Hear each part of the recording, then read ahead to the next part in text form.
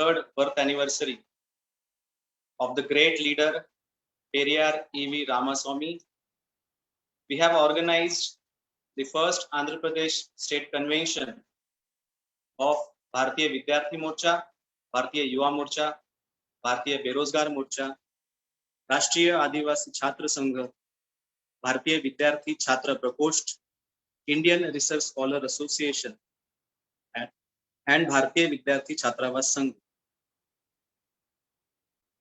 First of all, I am very much thankful and I welcome to our inaugurator of this program, Honorable Dr. Madhu Ankaiya sir, who have addressed us with a huge spirit today. Our chief guest, Honorable Professor Koti John, Dr. C. Jerome Samraj, Dr. D. Venkat Swamy Naik, and our guest speakers. I also welcome all the students, youth, and unemployed who are watching this program through Facebook. Today we have taken 3 subjects for discussion. First of all, the first subject is to use the students, youths, and unemployed of Bahujan Samaj as a mock for political activities by the established political parties in India and not giving them any political representation and leadership in the proportion to their numbers is a part of Brahminical conspiracy, a thought. The second subject is NEET is an eligibility test. It's not an eligibility test, but it's an elimination test of Bahujan students. And third one is, it's not possible to solve any problem without developing a nationwide organization.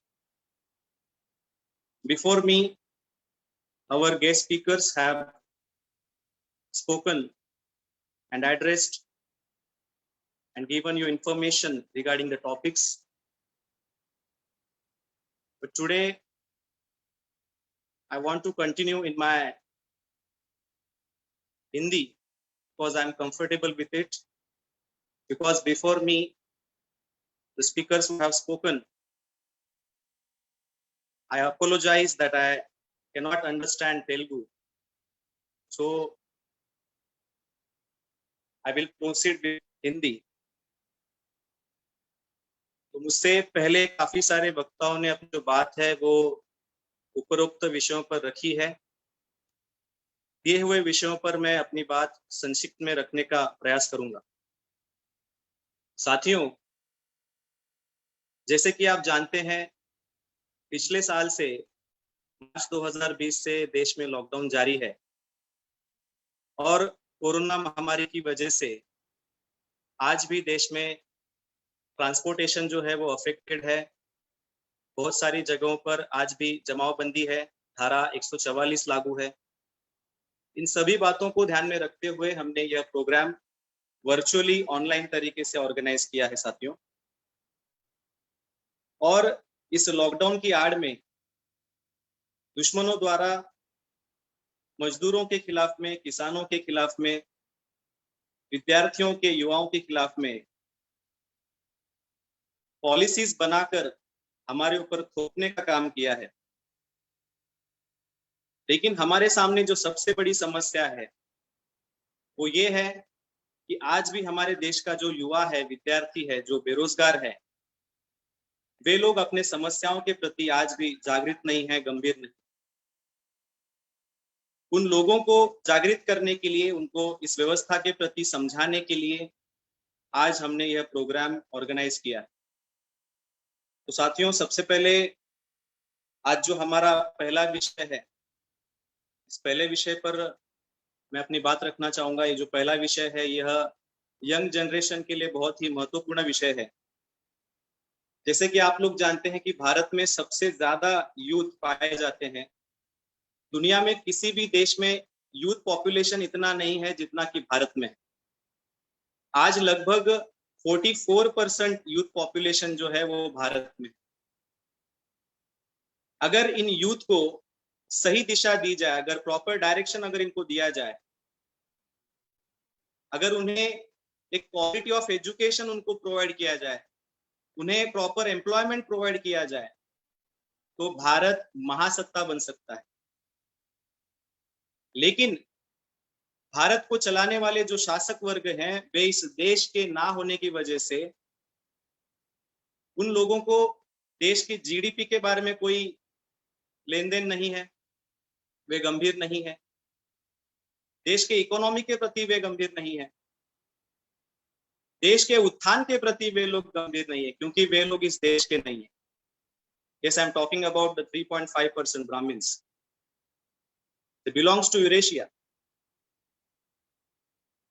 Their origin is from Eurasia.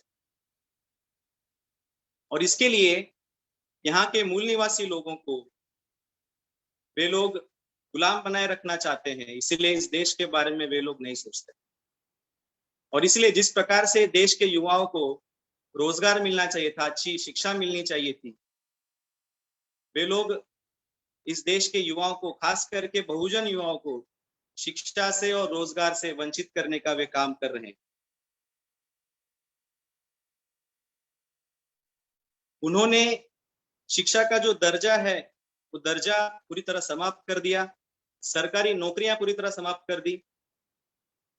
देश में privatisation को बढ़ावा देकर उन्होंने शिक्षा का जो दर्जा है वो पूरी तरह समाप्त कर दिया है, ताकि शिक्षा का जो रीच है, जो पहुंच है, वो बहुजनों से काफी दूर कर दी है,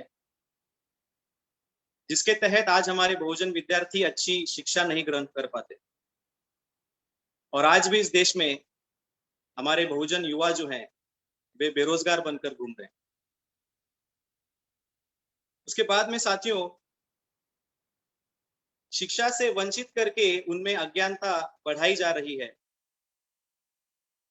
ब्राह्मणों के दो हथियार है। पहला हथियार है, first weapon, keeping Bahujan students apart from education, away from the education. ब्राह्मणों का सेकेंड वेपन है डिवीजन, डिवाइड एंड रूल। अज्ञानता और विभाजन, ये दो ब्राह्मणों के प्रमुख हथियार हैं, और इसको आधार बनाकर वे लोग इस देश में राज कर रहे हैं साथियों। और दूसरी जगह हमारा जो युवा बेरोजगार है, वह इस गुलामी के प्रति, समस्या के प्रति वे गंभीर नहीं है, क्योंकि कहीं ना कहीं डेली मिलने वाला जो 2 GB इंटरनेट डेटा है, ये 2 GB इंटरनेट डेटा उनको उनकी बेरोजगारी का, उनकी गुलामी का एहसास उन्हें होने नहीं देता। और इसलिए इन बेरोजगारों को, इन युवाओं को, इन विद्यार्थियों को जागृत करना, यह आज देश की सबसे बड़ी समस्या हो चुकी है। उसके बाद में हमारा युवा व्यवस्था के प्रति जागरूक ना होने की वजह से उनको उनका जो शत्रु है यह पता नहीं है। उनको उनका जो सामाजिक शत्रु है ये वे नहीं जानते। उनका सामाजिक दोस्त कौन है ये वे नहीं जानते। शत्रु हमें किस प्रकार से गुलाम बना रहा है, इसका समाधान किस प्रकार से किया जा सकता है, इसके बारे में कोई भी जानकारी हमारे युवा बेरोजगारों को नहीं है। इसके लिए ये हमने प्रोग्राम ऑनलाइन कंडक्ट किया है, ताकि इसके बारे में जानकारी हमारे विद्यार्थी, युवा बेरोजगारों को दी जाए। साथियों, भारत में 3.5% ब्राह्मणों की 5 नेशनल लेवल की पार्टियां हैं।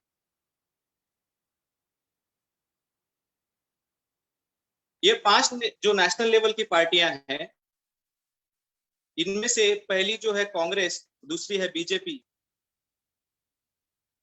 केंद्र में केवल 2 ही पार्टियां अपनी सत्ता बना रही हैं। एक तो यूनाइटेड प्रोग्रेसिव अलायंस होता है, या तो नेशनल डेमोक्रेटिक अलायंस होता है, एनडीए या तो यूपीए, कांग्रेस या फिर बीजेपी। दोनों जो रूलिंग पार्टियां हैं, ये दोनों भी पार्टियां ब्राह्मणों की है। एक ब्राह्मण की पार्टी हार जाती है तो दूसरी ब्राह्मण की पार्टी रूलिंग पार्टी बन जाती है। यानी कि एक ब्राह्मण जाता है तो दूसरा ब्राह्मण आता है, लेकिन अल्टीमेटली जो रूलिंग कास्ट है वो ब्राह्मण ही रहता है। रूलिंग में जो लोग आते हैं वे लोग केवल ब्राह्मण ही होते हैं, और इसीलिए जब वे सत्ता में आते हैं तो वो लोग हमारे बहुजनों के खिलाफ में अलग अलग पॉलिसीज बनाते हैं, एम्प्लॉयमेंट को खत्म करने के लिए पॉलिसीज बनाते हैं, रिजर्वेशन को समाप्त करने के लिए पॉलिसीज बनाते हैं। इन सभी दोनों पार्टियों का जो एजेंडा है, ये दोनों पार्टियों का एजेंडा सेम है। दोनों भी पार्टियां प्राइवेटाइजेशन को बढ़ावा देने वाली पार्टियां हैं, दोनों भी पार्टियां रिजर्वेशन खत्म करने वाली पार्टियां हैं, क्योंकि ब्राह्मण जानता है कि अगर रिजर्वेशन को बढ़ावा दिया जाए तो उनका जो सत्ता व्यवस्था में जो उनका अधिकार प्रस्थापित हो चुका है, उनका वर्चस्व प्रस्थापित हो चुका है, उस वर्चस्व को धोखा निर्माण हो सकता है। इसलिए वे लोग प्राइवेटाइजेशन को बढ़ावा देते हैं, क्योंकि रिजर्वेशन जो होता है ये सरकारी क्षेत्रों में लागू है, प्राइवेट क्षेत्रों में लागू नहीं है, जिसकी वजह से ब्राह्मण जो है प्राइवेटाइजेशन को बढ़ावा देता है। तो भले चाहे वो कांग्रेस हो या बीजेपी हो, दोनों का जो एजेंडा है, दोनों का एजेंडा सेम है। इसलिए हम कहते हैं कि कांग्रेस जो है ये बीजेपी की दादी है, आरएसएस की माँ है, क्योंकि आरएसएस को जन्म देने वाली कांग्रेस ही है साथी। और रिजर्वेशन का इम्प्लीमेंटेशन दोनों भी पार्टियों के ना करने की वजह से आज देश में यह नतीजा हुआ है कि देश में लगभग आज 30 करोड़ से भी ज्यादा युवा नौजवान बेरोजगार है। 25 करोड़ लोगों को, विद्यार्थियों को पढ़ना नहीं आता, they cannot able to read. 25 crore students, it's a huge number. 25 crore विद्यार्थियों को पढ़ने नहीं आता, ये नतीजा है रिजर्वेशन इंप्लीमेंटेशन ना होने। इसमें सबसे ज्यादा जो फिगर है ये SC ST OBC का है साथ। NCRB का रिपोर्ट है जो मेरे सामने है, प्रतिदिन 38 सुशिक्षित बेरोजगार यानी पढ़े लिखे बेरोजगार भारत में आत्महत्या के शिकार होते हैं। हर दिन प्रतिदिन 38 सुशिक्षित बेरोजगार आत्महत्या का शिकार होते हैं भारत में। ये सारा जो नतीजा है, ये सारा नतीजा जो शासन प्रशासन में बैठे हुए जो लोग हैं, जो ब्राह्मण लोग हैं, जिन्होंने सत्ता पर वर्चस्व कायम किया हुआ है, तो भले कोई भी पॉलिटिकल पार्टी से हो या कांग्रेस से हो या बीजेपी से हो, ये दोनों भी हमारे बहुजन छात्रों का सत्यानाश करने के लिए पॉलिसीज बनाते हैं। और इस प्रकार से हमारे बहुजन छात्रों को शिक्षा और रोजगार से वंचित किया जा रहा है। साथियों, शिक्षा से हमारे लोगों में, हमारे विद्यार्थियों में लीडरशिप पैदा हो सकती है। उच्च शिक्षा से जो है हमारे बहुजन छात्रों में लीडरशिप पैदा हो सकती है। इसीलिए उच्च शिक्षा से उनको वंचित करने के लिए अलग अलग प्लान्स, अलग अलग पॉलिसीज बनाई जाती है, ताकि हायर एजुकेशन में जो हमारे बहुजन स्टूडेंट्स का जो ड्रॉप आउट रेशियो है, वो ड्रॉप आउट रेशियो बढ़ाया जाए। इसीलिए उनके पहुंच के बाहर करने के लिए, एजुकेशन सिस्टम को उनके पहुंच के बाहर करने के लिए प्राइवेटाइजेशन किया जाता है और फीस जो है वो फीस बढ़ाई जाती है, ताकि जो हमारा बहुजन छात्र है, जो गरीब तबके से आता है, वो हायर एजुकेशन तक पहुंच ना पाए, प्रोफेशनल टेक्निकल एजुकेशन ना ले सके। और इसके तहत अगर पढ़ाई लिखाई करने के बाद भी अगर समाज के अंदर नौकरियां अवेलेबल नहीं है, अगर सरकारी नौकर भर्ती नहीं हो रही है, अगर एम्प्लॉयमेंट ही नहीं है, तो क्या होगा? पढ़ा लिखा जो हमारा युवा है, जैसे कि मैंने कहा 30 करोड़ से भी ज्यादा आज पढ़े लिखे बेरोजगार हैं देश में। तो जितनी ज्यादा बेरोजगारी होगी, उतनी ज्यादा देश के अंदर लाचारी पैदा होगी। ये बेरोजगार जो लोग होंगे वो लाचार होंगे, ये बिकने वाले बन जाएंगे, और जब ये बिकने वाले बन जाएंगे तो उनका इस्तेमाल इस व्यवस्था के द्वारा आसानी से किया जा सकता है साथियों। और इसीलिए सत्ता में आने के बाद ये जो कांग्रेस और बीजेपी है, उनको, उन विद्यार्थियों को प्रतिनिधित्व से वंचित करने के लिए वे प्लान बनाते हैं। और यही विद्यार्थी युवा बेरोजगार होते हैं जो लाचारी की वजह से, बेरोजगारी की वजह से इन पॉलिटिकल पार्टियों की रैलियों में एक मॉब बनकर वहां जाते हैं, एक क्राउड बनकर वहां जाते हैं, वे लोग इस दुश्मन के प्रति, इस व्यवस्था के प्रति जागृत ना होने की वजह से इन विद्यार्थी युवाओं का इस्तेमाल यह प्रस्थापित पार्टियां कर रही, और सत्ता में आने के बाद इन विद्यार्थी युवाओं के संदर्भ में कोई भी वे प्लान नहीं बनाते, उनके उद्धार के लिए कोई प्लान नहीं बनाते, उनके खिलाफ में उनको बेरोजगार रखने के लिए, उनको शिक्षा से वंचित करने के लिए प्लान बनाते हैं। तो साथियों, इसके वजह से हमारे बहुजन विद्यार्थी युवाओं का, बेरोजगारों का सत्यानाश हो रहा है। इसके प्रति हमारे विद्यार्थी युवाओं को जागृत करना बहुत ही आवश्यक है। एक एग्जाम्पल मैं आपके सामने रखना चाहूंगा, राजस्थान का एग्जाम्पल है। 2017 में शंभू रेगर नाम का एक बेरोजगार युवा, लगभग 29-30 साल का नौजवान, जो विश्व हिंदू परिषद का कार्यकर्ता है, बजरंग दल का भी कार्यकर्ता है, उस नौजवान ने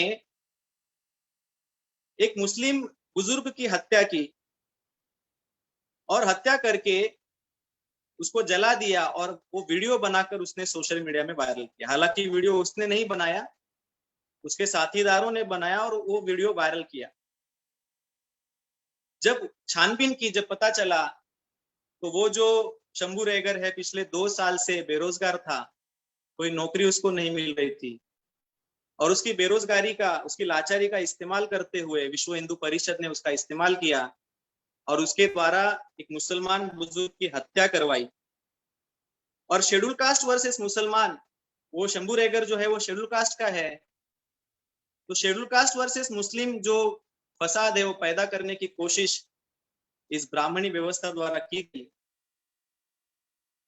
दूसरा एग्जांपल आप सभी के सामने साथियों, जो 1992 में राम मंदिर के संदर्भ में जो दंगे फसाद हुए थे, उसमें सबसे ज्यादा युवा बेरोजगारों का इस्तेमाल किया गया। बाबरी मस्जिद की ईंटों को उठाने के लिए वहां पर सबसे ज्यादा युवा नौजवान ऊपर चढ़े थे। ये तस्वीर आप सभी लोगों के सामने है। तो इस प्रकार से यह जो ब्राह्मणी व्यवस्था है, यह हमारे विद्यार्थी युवाओं का, बेरोजगारों का अपनी सिस्टम को मजबूत करने के लिए इस्तेमाल कर रही है। इसीलिए उन विद्यार्थी युवाओं को जागृत करके उनको संगठित करने के लिए, उनके लिए प्रोग्राम लगाना बहुत आवश्यक है, उनका राष्ट्र स्तर का संगठन बनाना बहुत आवश्यक है। इस बात को ध्यान में रखते हुए हमने यह प्रोग्राम आज का ऑर्गेनाइज किया है।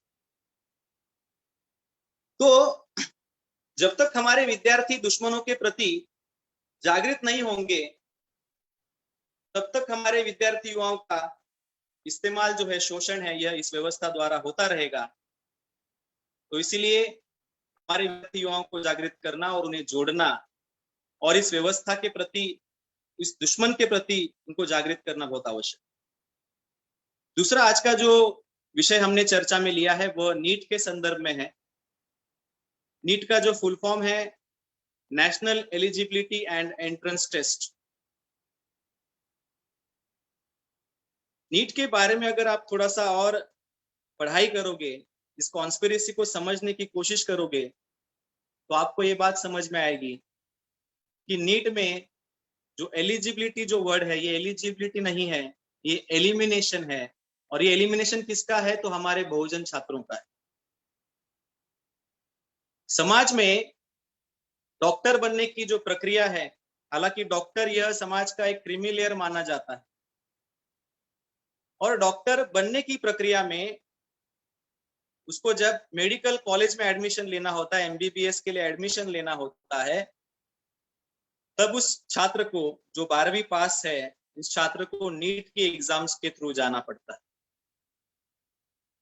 और ये जो नीट की एग्जाम है, ये नीट की एग्जाम सबसे पहले 2013 में, मई 2013 में इंट्रोड्यूस की गई थी।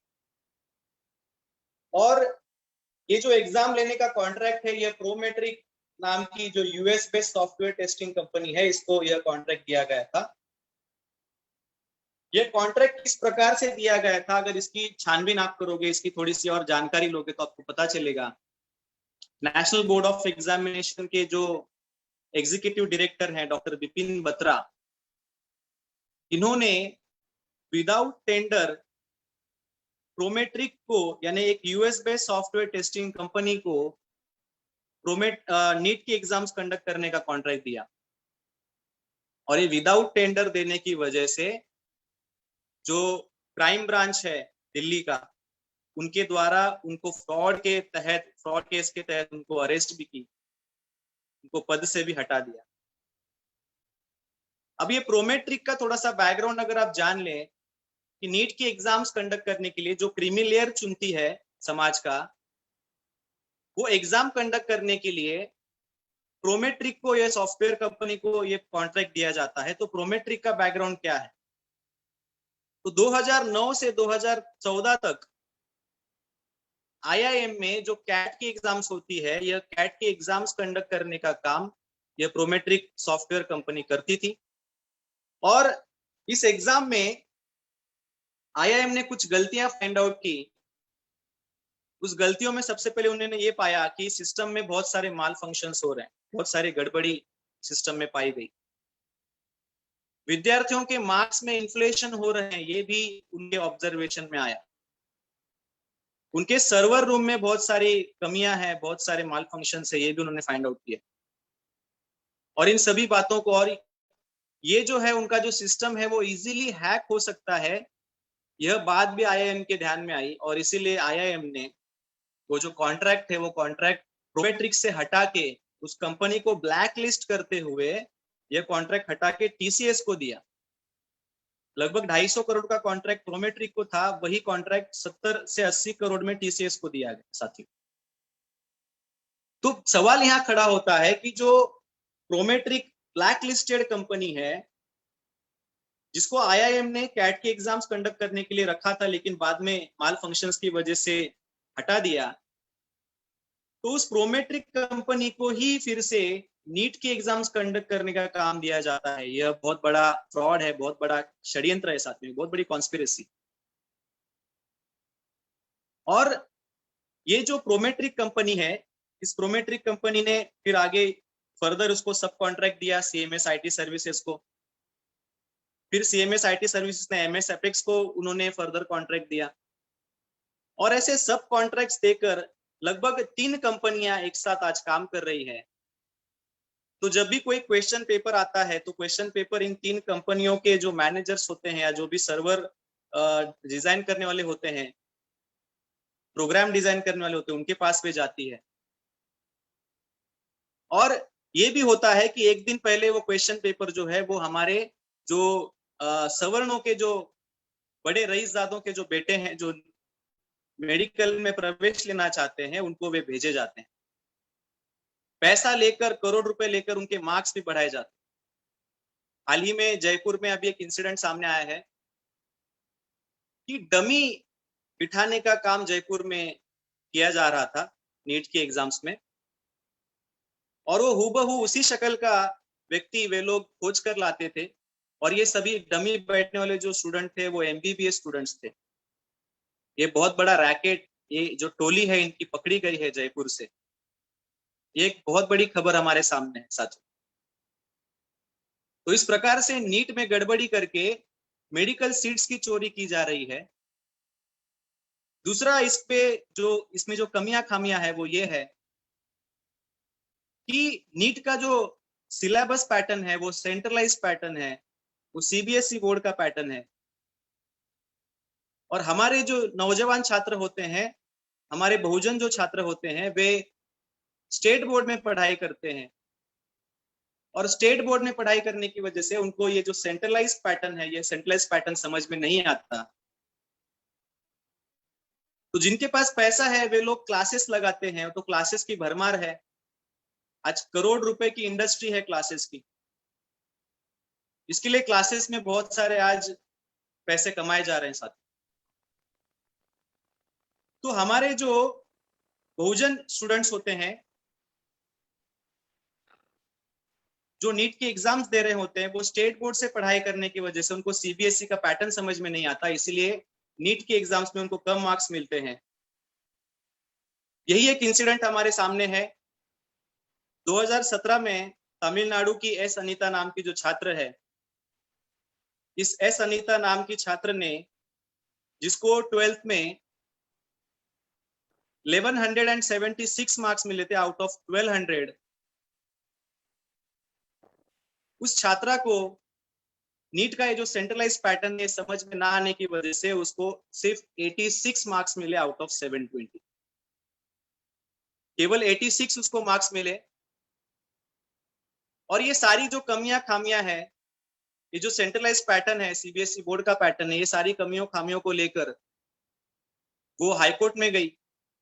मद्रास हाईकोर्ट ने उसके खिलाफ में निर्णय दिया और 2017 में साथियों उस एस अनीता नाम की छात्र ने, जो डॉक्टर बनना चाहती थी, जिसको 1176 मार्क्स थे आउट ऑफ 1200, आप सोच सकते हैं कि क्या कितनी स्कॉलर छात्रा होगी।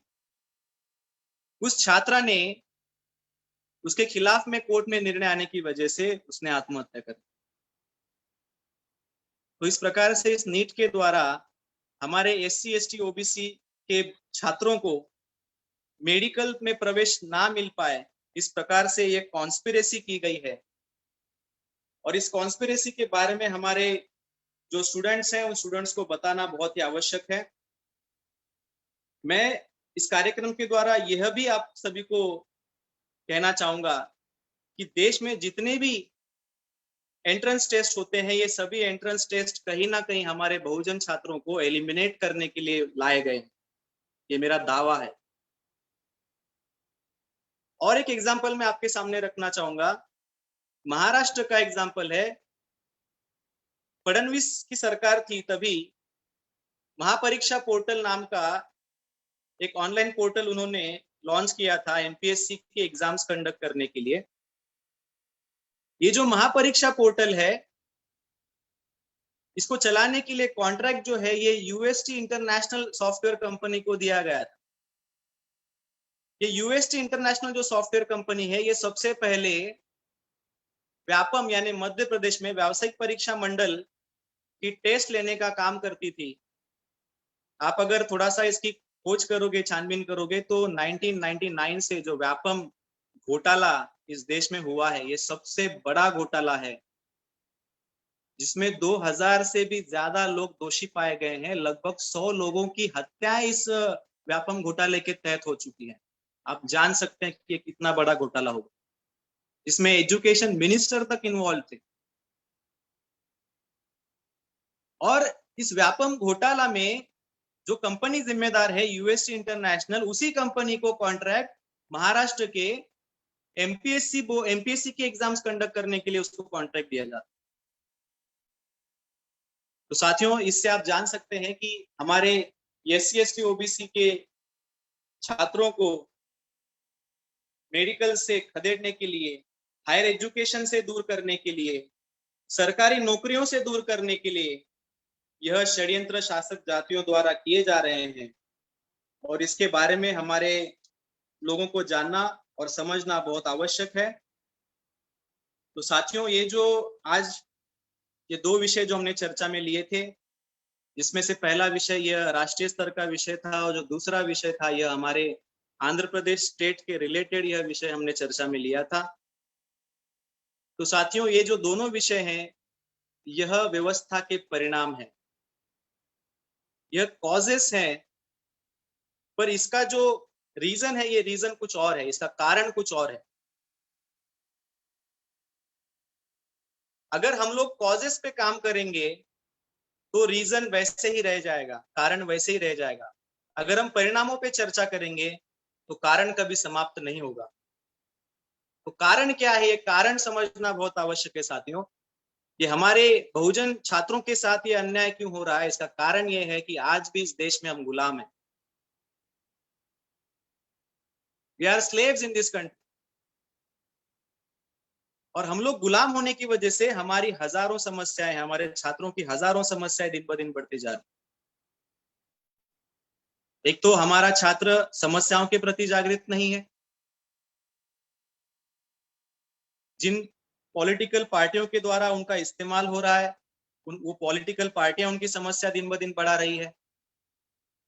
उन समस्याओं का समाधान, सोल्यूशन कैसे किया जा सकता है, इसके बारे में हमारे छात्रों को कोई नॉलेज, कोई इंफॉर्मेशन ना होने की वजह से, अवेयरनेस ना होने की वजह से हजारों समस्याएं हमारे छात्रों की दिन ब दिन बढ़ती जा रही है साथियों। और इसीलिए जो व्यवस्था में बैठा हुआ शत्रु है, ये हमें ऑर्गेनाइज्ड वे में हमें गुलाम बना रहा है,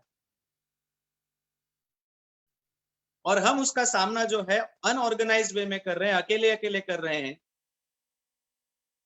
हमारा शेड्यूल कास्ट का जो छात्र है, शेड्यूल कास्ट के जो हमारे छात्र वर्ग हैं, वे अकेले अकेले इस व्यवस्था के साथ लड़ रहे हैं। हमारे ट्राइब्स के जो छात्र हैं, आदिवासी छात्र हैं, वो अकेले लड़ रहे हैं, समस्या उनकी भी है। हमारे ओबीसी छात्रों की भी गंभीर समस्या है, लेकिन वे भी अकेले अकेले इस व्यवस्था के खिलाफ में लड़ रहे हैं। अकेले अकेले लड़ने की वजह से सभी की पिटाई इस व्यवस्था के द्वारा की जा रही है, क्योंकि व्यवस्था में बैठा हुआ जो शत्रु है, वो जो 3.5% है, भले संख्या में कम है, लेकिन ऊपर के लेवल पर सभी वे लोग ऑर्गेनाइज्ड हैं। वो भले कम्युनिस्ट पार्टी में है, भले वो कांग्रेस में है, चाहे वो बीजेपी में है, वे सभी लोग आज ऑर्गेनाइज्ड हैं, ऊपर के लेवल पर सभी ऑर्गेनाइज्ड हैं, और वे लोग ऑर्गेनाइज्ड वे में हमें गुलाम बना। दूसरी बात, हमारा जो छात्र है, हमारे छात्रों की इस ब्राह्मणी व्यवस्था द्वारा हजारों समस्याएं भी पैदा की जा रही है, और साथ ही साथ ब्राह्मणी व्यवस्था द्वारा संगठन बनाकर उनके ऊपर थोपने का काम भी किया जा रहा है।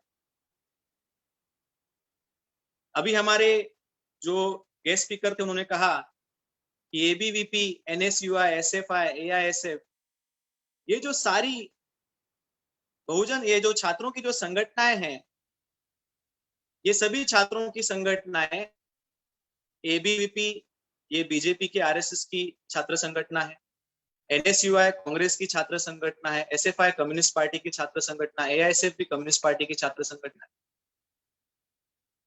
तो विद्यार्थी हमारा है, समस्या हमारे विद्यार्थी की है, उसको शिक्षा का अधिकार हमारे बहुजन महापुरुषों की वजह से मिला है, लेकिन वो विद्यार्थी दुश्मनों की संगठना में जाकर वहां पर काम करता है, और वहां काम करते हुए उनकी संगठना को मजबूत बनाता है।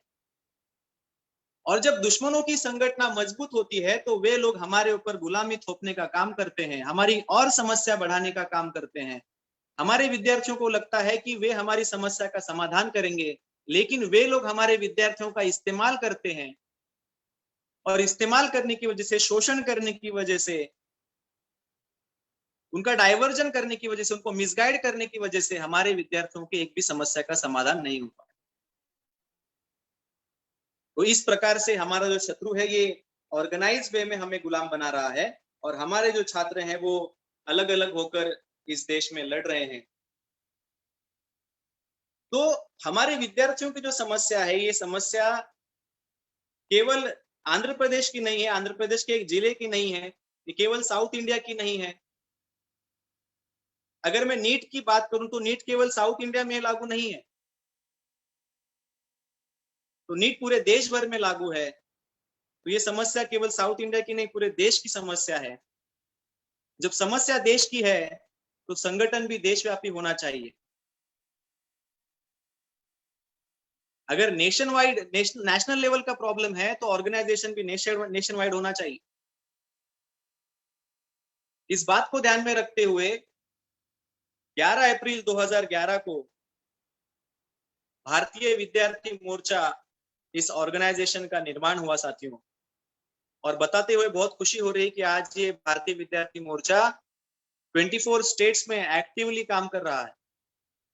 24 राज्यों में लगभग 300 से ज्यादा जिलों में आज ये ऑर्गेनाइजेशन काम कर रहा है, फैल चुका है। तो भारतीय विद्यार्थी मोर्चा यह राष्ट्रीय स्तर का हमने गैर राजनीतिक सामाजिक संगठन बनाया, जो विद्यार्थियों के हक अधिकारों के ऊपर लड़ने का काम करता है, उन्हें जागरूक करने का काम करता है। इसी के साथ साथ जो युवाओं का इस्तेमाल इस व्यवस्था के द्वारा हो रहा था, उन युवाओं को संगठित करके राष्ट्रीय स्तर पर जोड़ने के लिए भारतीय युवा मोर्चा नाम का संगठन हमने बनाया। जो बेरोजगारों को, अनएम्प्लॉयड्स को, उनका गैर इस्तेमाल इस व्यवस्था के द्वारा किया जा रहा था। शंभू रेगर जैसे लाखों केसेस इस भारत में हैं। तो उन अनएम्प्लॉयड्स को, बेरोजगारों को राष्ट्रीय स्तर पर इकट्ठा करके जोड़ने के लिए उनका भी राष्ट्रीय स्तर का संगठन बनाया, भारतीय बेरोजगार मोर्चा। जिस प्रकार से छात्रों की समस्या है, उसी प्रकार से हमारे छात्राओं की भी समस्या है। उन छात्राओं को भी राष्ट्रीय स्तर पर जोड़कर संगठित करने के लिए राष्ट्रीय स्तर का संगठन बनाया, भारतीय विद्यार्थी छात्रा प्रकोष्ठ। उसके बाद में हमारे जो आदिवासी विद्यार्थी हैं, उन आदिवासी विद्यार्थियों का भी राष्ट्रीय स्तर का संगठन बनाया, राष्ट्रीय आदिवासी छात्र संघ। हमारे जो पीएचडी करने वाले रिसर्च स्कॉलर स्टूडेंट्स हैं, उनका भी हमने राष्ट्रीय स्तर का संगठन बनाया, इंडियन रिसर्च स्कॉलर एसोसिएशन।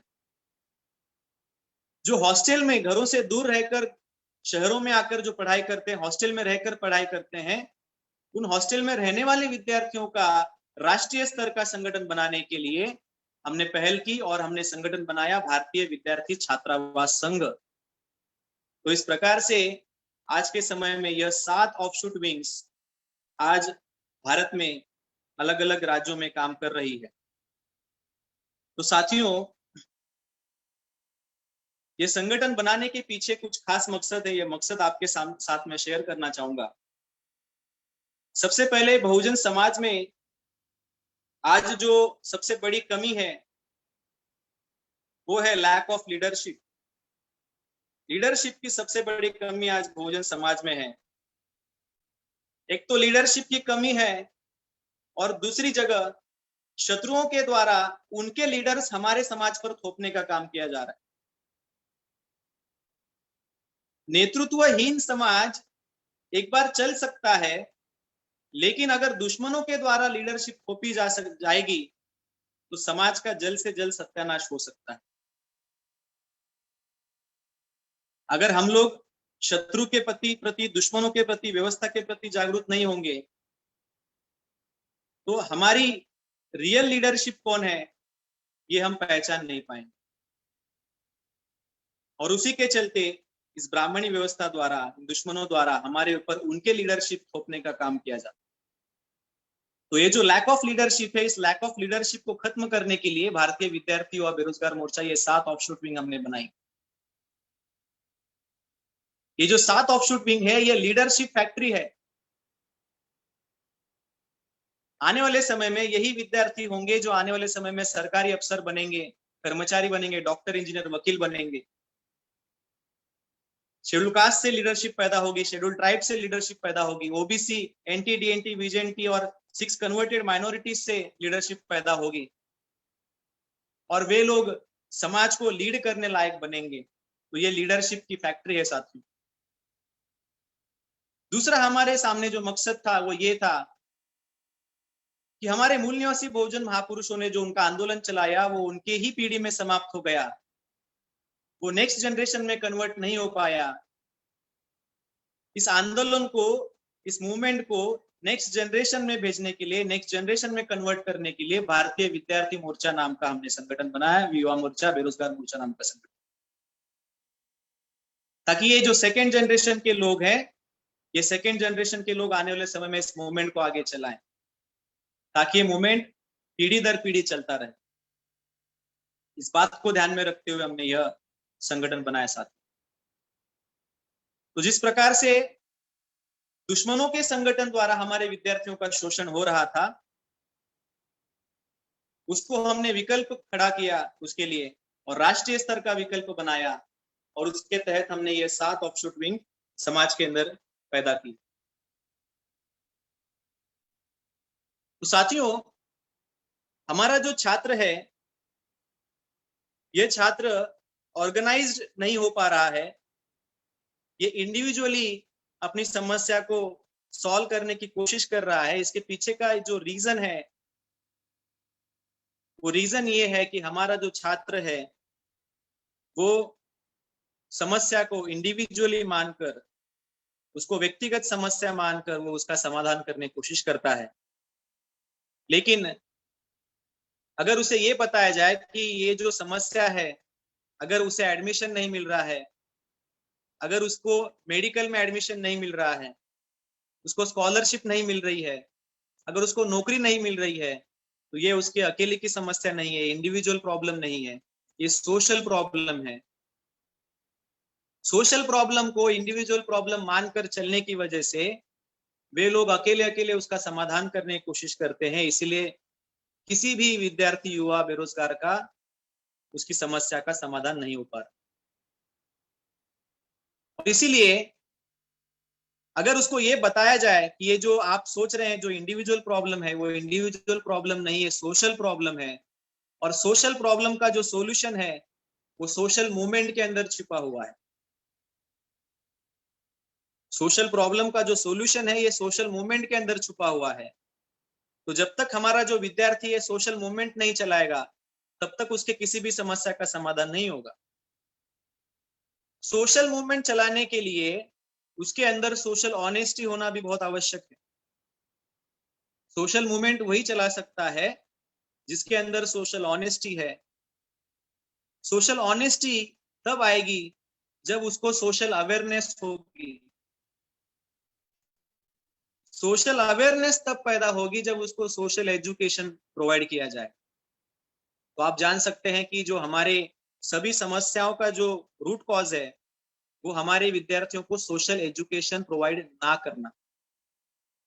अगर हमारे विद्यार्थियों को सोशल एजुकेशन प्रोवाइड किया जाए तो उनमें सोशल अवेयरनेस पैदा की जा सकती है, और सोशल अवेयरनेस से सोशल ऑनेस्टी पैदा होगी, और सोशल ऑनेस्टी जब पैदा होगी तो सोशल मूवमेंट चलाने लायक वो बन सकते हैं।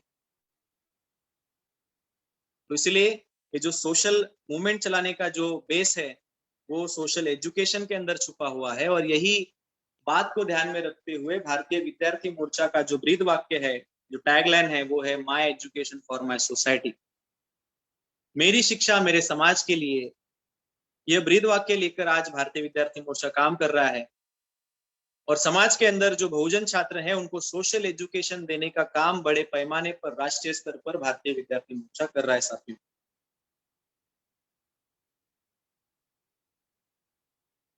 इस प्रोग्राम में आगे बढ़ते हुए आखिरी कुछ बातों पर मैं आपसे चर्चा करना चाहूंगा और अपनी बातों को विराम देना चाहूंगा। साथियों, हमारे पुरखों ने जो 108 साल का संघर्ष किया, और 108 साल का संघर्ष करते हुए हमें उन्होंने कॉन्स्टिट्यूशनल सेफगार्ड्स प्रोवाइड किए,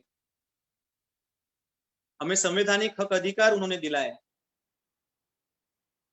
लेकिन जिन लोगों को शिक्षा का अधिकार मिला, जिन लोगों को नौकरियों में अधिकार मिला, उन लोगों ने इन महापुरुषों के सोशल मूवमेंट को ना समझते हुए इस मूवमेंट को आगे नहीं चलाया, और इस मूवमेंट को आगे ना चलाने की वजह से जो मिले हुए हक अधिकार थे वो हक अधिकार दुश्मनों द्वारा धीरे धीरे समाप्त कर दिए। और रिजल्ट आज आपके सामने है। आज सरकारी नौकरियां हमारे लिए उपलब्ध नहीं है, सरकारी क्षेत्रों का, सरकारी कंपनियों का प्राइवेटाइजेशन किया जा रहा है, सरकारी क्षेत्र पूरी तरह समाप्त कर दिए गए। सरकारी जो शिक्षा है, स्कूली शिक्षा है, उसका दर्जा इस तरीके से समाप्त कर दिया है कि वहां से केवल गधे पैदा हो सकते हैं। इस प्रकार से उस स्कूल का जो दर्जा है, सरकारी स्कूलों का दर्जा पूरी तरह समाप्त कर दिया। 70 इयर्स ओल्ड सिलेबस वहां पर पढ़ाया जाता है। सिलेबस में कोई भी अपडेशन नहीं है, कोई चेंजेस नहीं है। अभी जो हाल ही में जो एजुकेशन पॉलिसी 29 मार्च को जो लागू की है देश में, 29 जुलाई को सॉरी, जो लागू की है, अगर ये एजुकेशन पॉलिसी आप पढ़ लें तो आपको समझ में आएगा कि केवल जातिगत और परंपरागत व्यवसाय करने पर मजबूर करने के लिए यह एजुकेशन पॉलिसी बनाई है, ताकि जो नाई का बेटा है वो नाई का काम करे, जो कुर्मी का बेटा है कुर्मी काम करे, जो फार्मर है वो उसका बेटा फार्मर ही बने। इस प्रकार से उन्होंने एजुकेशन पॉलिसी डिजाइन की है साथी। तो ये जो एजुकेशन पॉलिसी है, ये एजुकेशन पॉलिसी नहीं बल्कि एक आधुनिक मनुस्मृति है।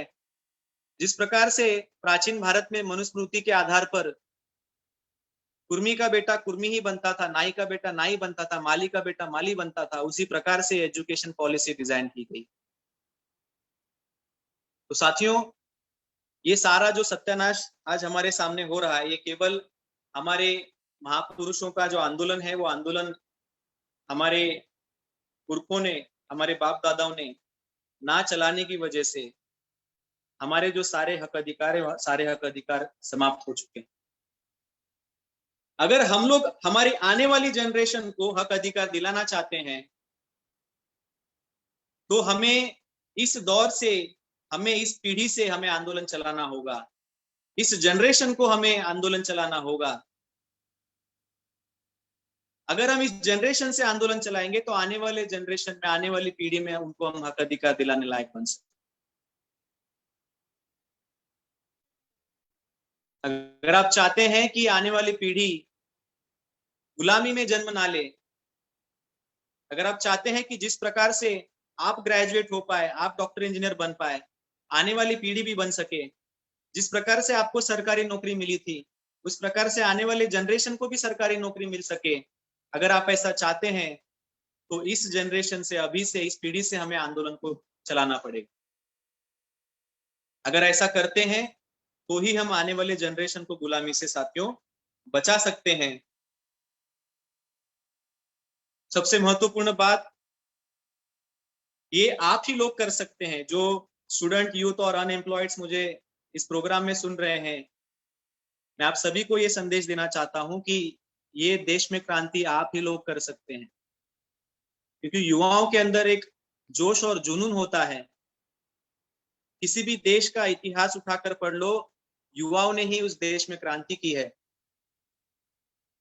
अगर हम युवा लोग अगर ठान लें तो इस देश में महासैलाब ला सकते हैं, एक नया रिवॉल्यूशन इस देश में ला सकते हैं साथियों। लेकिन उसके लिए एक शर्त है, अगर आप लोग आने वाले 10 साल के लिए, for the next 10 years, if you are ready to invest time, talent and energy, अगर आप रेडी हैं तो साथियों हमें इससे क्या हासिल हो सकता है। अगर 10 साल के लिए अगर हम हमारा समय, पैसा, बुद्धि, श्रम, हुनर अगर हम लगाते हैं तो इससे क्या हासिल होगा। We can become a ruler of this country. हम इस देश में शासक बन सकते हैं। We can become the policy maker, we can become the law maker of this country.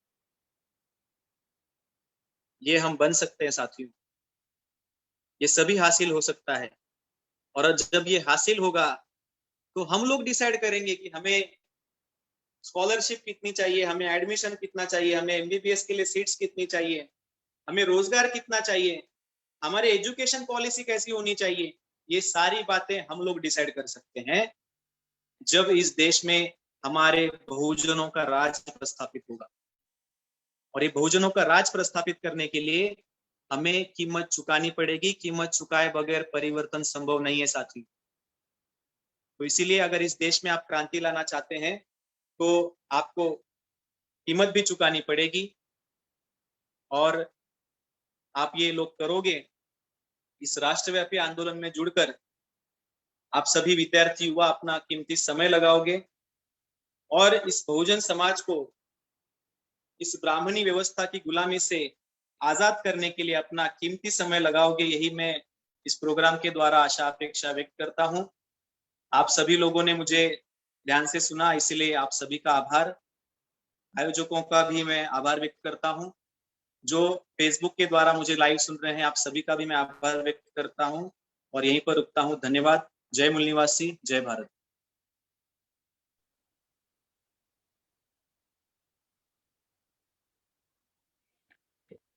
Sir धन्यवाद सर। शायद मेरा वीडियो ऑफ कर दिया गया है।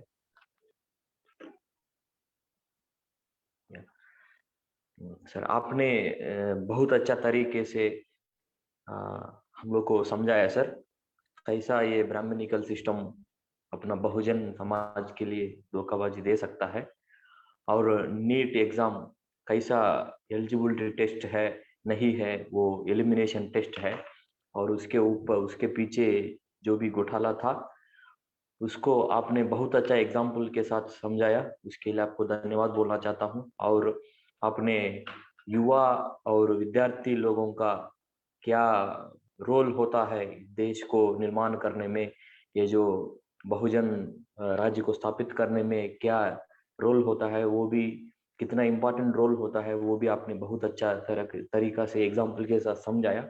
और न्यू एजुकेशन पॉलिसी के बारे में भी आपने समझाया। इसके लिए आपको मैं और एक बार धन्यवाद करना चाहता हूँ। एक्चुअली आपने इस मीटिंग में Neela Prashanti madam, one of the speaker जुड़े थे, शायद वो अभी लिफ्ट कर चुका है, तो अभी हम लोग we will move forward. I would like to call Raghuveer Garu, BYM state convener, to give vote of thanks.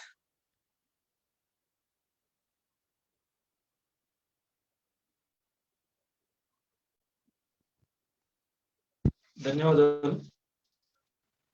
Periyar Ramaswamy గారి జయంతి ఉత్సవ సందర్భంగా ఆంధ్రప్రదేశ్ భారతీయ విద్యార్థి మోర్చా, భారతీయ యువ మోర్చా, భారతీయ బేరోజ్గార్ మోర్చా, భారతీయ విద్యార్థి ఛాత్ర ప్రకోస్, Rashtriya Adivasi Chhatra Sangh, Indian research scholars association యొక్క ఆంధ్రప్రదేశ్ మొదటి రాష్ట్ర మహాసభలు నిర్వహిస్తున్నాం. భారతదేశంలో ఏదైతే బానిసత్వము ఉన్నదో ఆ బానిసత్వము ఇలా ఈ దేశ మూలవాసులు ఈ బానిసత్వాన్ని మొయ్యాల్సి వస్తున్నది. ఈ బానిసత్వానికి గల కారణము ఏంటిది అనే విషయము ఈ దేశంలోని ప్రతి ఒక్క మూలవాసి యువతి యువకులు తెలియాల్సిన అవసరం ఉన్నది. అందుకే మనము అన్ని భారతీయ విద్యార్థి మోర్చా గాని అన్ని వ్యవస్థలకు చేరుకునే యువకులకు, నిరుద్యోగులకు చేరుకునే విధంగా ఈ కార్యక్రమాన్ని సంఘాలు నిర్మించి కార్యక్రమాన్ని నిర్వహిస్తున్నాం. అంతేకాకుండా మనం ఒక విషయాన్ని గమనించాలా, ఈ మన దేశంలో ఏవైతే ఆర్గనైజేషన్స్ ఉన్నాయో, మన SC ST BC minority organisations ఏవైతే ఉన్నాయో పోరాటం చేస్తున్నారు, కానీ ఎవరిపై పోరాటం చేయాలో తెలియని పరిస్థితి చాలా వరకు ఉన్నది. ఎందుకంటే ఈ దేశంలో అసమానతల వ్యవస్థకు బుద్ధుడు సమానత వ్యవస్థ నిర్మాణం చేసింది. ఎవరు అసమానతలు సృష్టించారు? బ్రాహ్మణులు సృష్టించారు. తర్వాత ఆ సమతా సిద్ధాంతాన్ని అశోకుడి కాలంలో ధ్వంసం చేసింది బ్రాహ్మణులే. దాని తర్వాత బుద్ధుడు విద్యా విప్లవం తీసుకొచ్చిండు.